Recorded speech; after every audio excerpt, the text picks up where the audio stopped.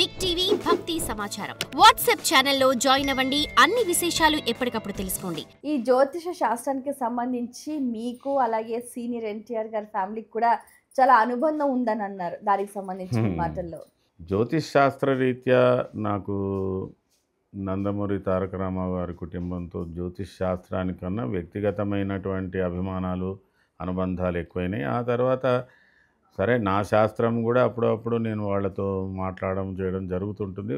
వాళ్ళు ఒక రకంగా చెప్పాలంటే ఆయన సంతానంలో అయినంతవరకు ఇప్పుడున్నటువంటి బాలకృష్ణ గారు అందరి జ్యోతిషుల కన్నా ఘనమైన జ్యోతిషుడు ఆయన.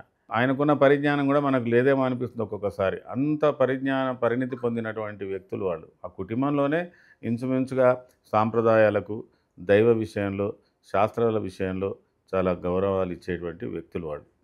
అట్లా ఇప్పటికీ నాకు అనుబంధం ఉంది. ఓ కుటుంబ సభ్యునిలాగా ఉంటాము.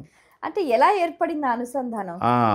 అయితే అంతకుముందు నాకు రామారావు గారితో వీళ్ళ పిల్లల కన్నా రామారావు గారితోనే మాకు ప్రాథమిక పరిచయం నాకు 83 నుంచి జరిగింది. అది వేరు విషయము. అప్పుడప్పుడు నేను ఒక సందర్భంలో మనస్తాపం చెందాను. ఎప్పుడు అంటే ఈ వాళ్ళ కుటుంబంలో చంద్రబాబు గారికి రామారావు గారికి పార్టీ పరంగా వచ్చినటువంటి దాని మీద నేను ఒక విశ్లేషణ జ్యోతిషపరంగా ఒక విశ్లేషణ వ్యాసాన్ని రాసి ఆయనకు చదివి వినిపించడం జరిగింది. ఏంటంటే ఇక ఇది మీదే అది అదే అవుతున్నది, ఎట్లయినా 2 భాగాలు తప్పకుండా అవుతున్నది అనే భావంతో చెప్పడం జరిగింది.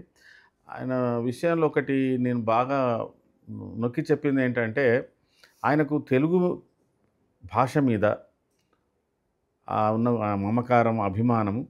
ఒక సందర్భంలో ఒక సీనియర్ జర్నలిస్ట్ దేవులపల్లి ప్రభాకర్ రావు గారని, దేవులపల్లి రామంజరావు గారి తమ్ముడు, ఆయన 1975-76లో రామారావు గారితో ప్రత్యేకంగా ఆయనతో ఇంటర్వ్యూ చేసి ఒక 3 పేజీలేమో రాశాడు ఆయన. అది యథాతథంగా అండి, అందులో ఏ వర్డ్ తీసేసేట్లేదు, ప్రతి వాక్యం ఆయన జీవితంలో జరిగింది. అది నేను ఆయన ప్రత్యేకంగా చెప్పాను.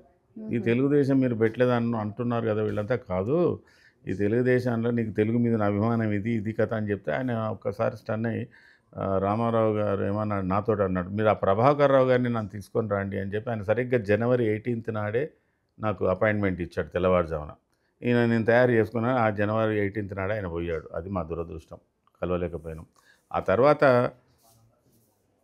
ఒక చిన్న మనస్తాపం కూడా నాకు ఇక్కడ జరిగిందంటే 7 మంది సభ్యులు, కొడుకులు, 4 బిడ్డలు, 11 మంది బహుసంతానవంతులైనటువంటి రామారావు గారికి చివరి దశలో ఆయన తీసుకున్న కొన్ని నిర్ణయాలు కుటుంబంలో చాలా మనస్తాపాలు కలగజేసి తండ్రి మీద ఒక దురభిప్రాయం ఏర్పడిపోయింది కదా.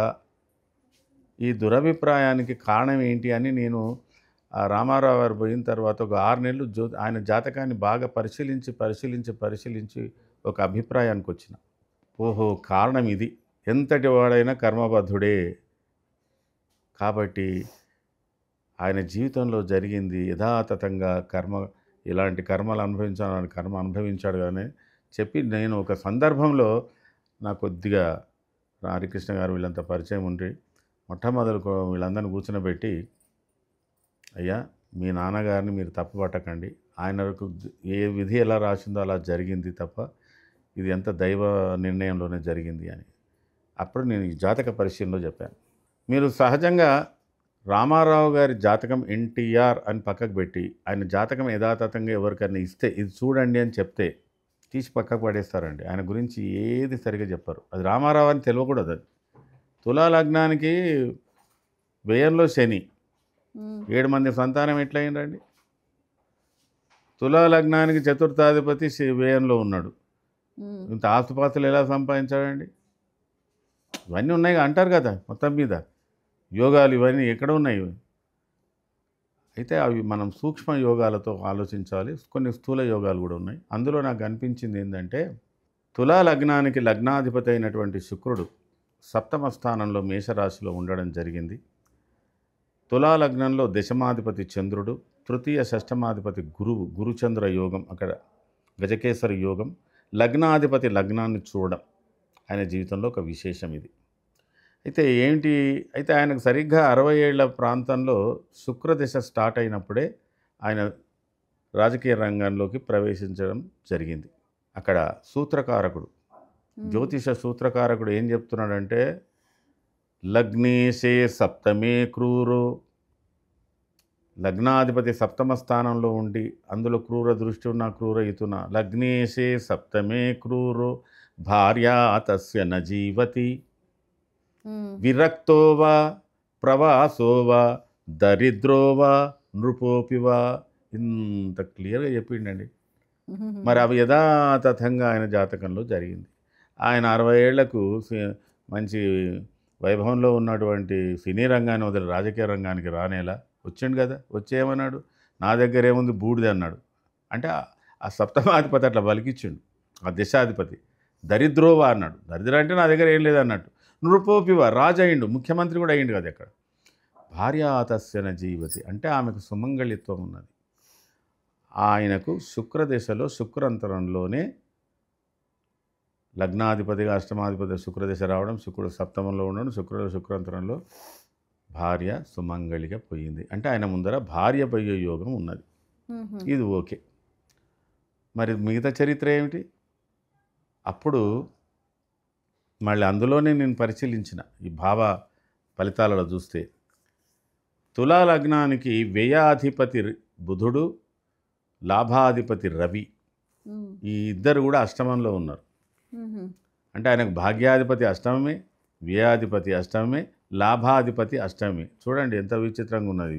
మామూలుగా చెప్పాలంటే ఇవన్నీ పనికిరావురా నాయన, ఇవే ఆ మనిషి ఇంత యుగ పురుషుడు అని చెప్పడానికైతే వీల్లేదు, కానీ చెప్పొచ్చు, అది వేరు విషయం. కానీ జనరల్గా చూస్తే ప్రాథమికంగా జ్యోతిష పరిశీలన చేసే వాళ్ళకి తెలియదు. కానీ అందులో ఇంకో కిటుకుంది.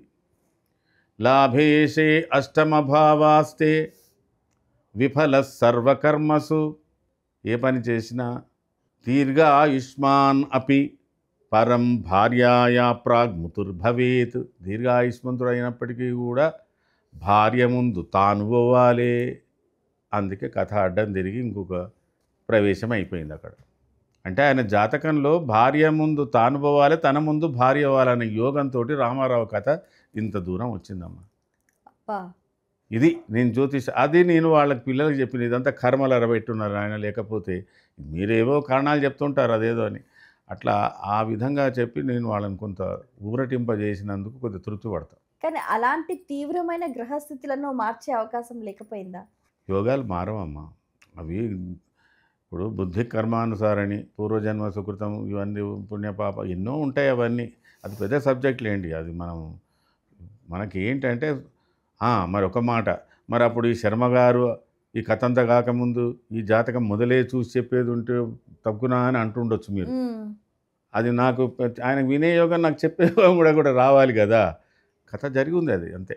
ఓకే. అయితే అది ఎవరి మీద కొంత పని చేసింది? పిల్లలకు. నా ఉద్దేశం ఏంటంటే పిల్లలు మీ తండ్రి మీద దురభిప్రాయం పెట్టుకోకండి, మీ తండ్రి మీద సదాభిప్రాయమే పెట్టుకోండి. ఎవరైనా కర్మబద్ధులే. ఆయన జాతకంలో ఇలా జరిగింది. అసలు రామారావు గారు తన జాతకం తానే చెప్పుకున్నాడు. ఆయన ఎప్పటి వరకు 70-80 ఇయర్స్లో పోతానని పెట్టుకున్నాడు ఆయన. నాకు రవి దేశంలోనే నాది కథం అనుకున్నాడు ఆయన. మరి అట్లాంటోడు ముందుగానే అయిపోయింది. నా జీవితంలో కూడా జ్యోతిషశాస్త్రం ఎక్కడ పనిచేసిందంటే, మా తండ్రి గారి మరణంలో తాళపత్ర గ్రంథాలలో ఆయన వయస్సు 72 సంవత్సరాల వరకు జీవిస్తాడని. కొడుకు రీతిగా నా జాతక చక్రంలో కూడా నా తండ్రి 70 సంవత్సరాల వరకు ఉంటాడనే ఉంది. కానీ ఆయనకు సమస్య 59-60 మధ్యన వచ్చింది. అప్పుడు 11 రోజుల కోమా కాక మళ్ళొకసారి వచ్చింది. నేను ఆ యొక్క మిషతోనే ఆయనను ఏదో సేవ చేస్తూ, సకాలంలో వైద్యాలు నిర్వహిస్తూ అన్నీ చేస్తూ వచ్చిన. కానీ ఎట్టి పరిస్థితిలో ఆయన 60లో ఎంటర్ కాకముందే చనిపోయాడు. చనిపోతే కొద్దిగా నేను అప్సెట్ అయినా. మరి ఎక్కడ పోయింది ఈ 72 ఏళ్ళు? అంటే ఇంకా 12 ఏళ్ళు ఆయన జీవించాలి. నా జాతకరీత్యా జీవించాలి, ఆయన జాతక జీవించాలి. మరి 60కే వెళ్ళిపోయాడు. మరి జ్యోతిష్యాన్ని నమ్మాలా, అవతల వారేయాలా, ఏం చేయాలా అనుకొని సరే అని ఒక వ్యక్తిని మళ్ళీ ప్రత్యేకంగా వైతేశ్వరం పంపించి ఆయన యొక్క అష్టమకాండ, ఆయన బతికున్నాడా లేడా తీసుకోరారు నాయన. నాకు ఎందుకు వచ్చింది ఆ సందేహం అంటే, 2 నిమిషాలకు ఆయన ప్రాణం బొద్దనంగా దగ్గరనే మాట్లాడుతూ ఉన్నా. ఆయన కాస్త సీరియస్గా అయితే నేను డాక్టర్ని తోలుకొద్దామనే లోపుగా ఆయన చనిపోయాడు. అంటే నేను దగ్గర ఉండుంటే ఏముండును అన్నట్టు ఒక భావన అట్లా వచ్చి ఒక వ్యక్తిని పంపించాను. ఆ వ్యక్తి పోయిన వ్యక్తి సదరుగా అష్టమభావాన్ని తీసుకొని అదేదో క్యాసెట్ రికార్డింగ్ చేసుకొని వచ్చాడు. ఆ రోజు సరిగ్గా మా నాన్నగారి 12వ రోజు ద్వాదశాహం రోజే ఆ క్యాసెట్ వచ్చింది. ఆ పోయిన వ్యక్తి కూడా కొంచెం జ్యోతిష్యం మీద బాగా అవగాహన ఉన్నవాడే, అంతున్నవాడే, ఆయనకు కూడా ఆ తాళపత్ర గ్రంథాలతో సంబంధం ఉన్నవాడే. కానీ ఆయన రావడంతో నాకు 4 చివాట్లు పెట్టాడు. నేను నమ్మరని లేదు, ఇదంతా తప్పు, ఇక్కడ నువ్వు 12వ మీ నాయన ఇంకా బతుకున్నాడని చెప్తున్నాడు ఆ జ్యోతిషంలో, ఆ రికార్డులో. మరి మీ నాయనగారికి ఏమో నువ్వు 12 రోజు చేస్తున్నావు, నాకు కూడా అనుమానం వస్తున్నది జ్యోతిష శాస్త్రం మీద, నాకు పెద్దగా అది లేదని అంటే, సరే అందరు అంటున్నారు కానీ నేను కూడా అట్లా ఆ సందర్భానికి అట్లా ఉన్నా. అందరు పడుకున్న తర్వాత అర్ధరాత్రి మళ్ళొకసారి క్యాసెట్ ఆన్ చేసి ఏం చెప్పాడబ్బా అని మళ్ళీ విన్నా క్షుణ్ణంగా వర్డ్ టు వర్డ్. అందులో ఏం చెప్తున్నాడు, మీ అయ్య ఉన్నాడు, అంత బాగానే ఉంది, ఇది ఉంది అని మళ్ళీ ఆ 72వ ఏటనే చెప్తున్నాడు. ఆయనకు 72వ ఏట మరణం ఉన్నట్టే చెప్తున్నాడు. కానీ అందులో చెప్పిన 3 వివరాలు నన్ను బాగా అజ్జేశాయి. ఏంటంటే, 1 సంవత్సరం తప్పిస్తే శ్రావణ మాసం శుక్రవారం రాత్రి 10 గంటలకు 10 మేష లగ్నంలో ధనిష్ట నక్షత్రంలో ఈయన మరణిస్తాడు అని వచ్చింది. ఆయన చనిపోయింది శ్రావణ మాసమే, శుక్రవారమే, రాత్రి 10 గంటలకే, మేషలగ్నంలోనే, ధనిష్ట నక్షత్రంలోనే. మరి ఇవి కరెక్ట్గా లేవా? మరి సంవత్సరం ఒకటి రాలేదు, కానీ ఇవన్నీ కరెక్ట్ అయినాయి కదా అని మళ్ళీ నాకు దాని మీద మళ్ళీ కొద్దిగా అభిమానం మళ్ళీ శాస్త్రం మీద ఏర్పడే, ఎక్కడో ఉంటుందిరా నాయన ఈ లింక్ ఏమిటి అబ్బా అని చెప్పి 1-2 నెలల తర్వాత అప్పుడు నేను వెళ్ళాను, నా సొంతంగా వెళ్ళి, నాయన నా తండ్రి గురించి చెప్పు అని అన్నా. అదేదో ఆ గ్రంథం ఏమైనా ఉంటే చెప్పా అంటే వాడు దాంట్లో తీసి ఫస్ట్ వర్డే చెప్పాడు, నీ తండ్రికి ఆయుస్సు ఉన్నప్పటికీ నీ జాతకరీతే మరణించిండు, ఇప్పుడు నీ తండ్రి లేడు అని వచ్చింది. దేంట్లో? నా జాతకంలో నవభాగాన్ని బట్టి. అప్పుడు నేను జ్యోతిషాన్ని మరి పూర్తిగా నమ్మాలి కదా. అప్పుడు అనుకున్నా నా కర్మ అంటే అప్పుడు అనిపించింది, రుణానుబంధ రూపేణ పశుపత్ని సుతాలయ. అందుకే ఇంట్లో ఎవరిని ఒక్కని జాతకం బాగున్నా అందరు బాగుపడతారమ్మా. కాబట్టి ఈ భార్య, ఈ పిల్లలు, ఈ తండ్రి, ఈ తల్లి అంతా రుణానుబంధమే అనేది మనకు జ్యోతిష్ శాస్త్రంలో అంతర్లీనంగా చెప్తున్న విషయం అది. ఇదే మన సాంప్రదాయాలకు సంబంధించి ఆ యొక్క తాపత్రయంతో ఈ యొక్క జ్యోతిష వైద్య విజ్ఞాన సేవాశ్రమం పెట్టాలనే ఒక ఆలోచన వచ్చింది. జనసామాన్యానికి ప్రాథమికంగా వైద్యశాస్త్రం గురించి, ఎందుకంటే ఇవాళ అడవిలో ఉన్న మొక్కలు, వాటి పేర్లు, వాటి యొక్క ఉపయోగాలు ఏమిటి అనేది ఎవరు చెప్పలేపు. ఈవెన్ బాటనీ చదువుకునే వాడికి కూడా అంటే కనుమరుగైపోతున్నది ఇదంతా. For more videos like this, subscribe Big TV channel.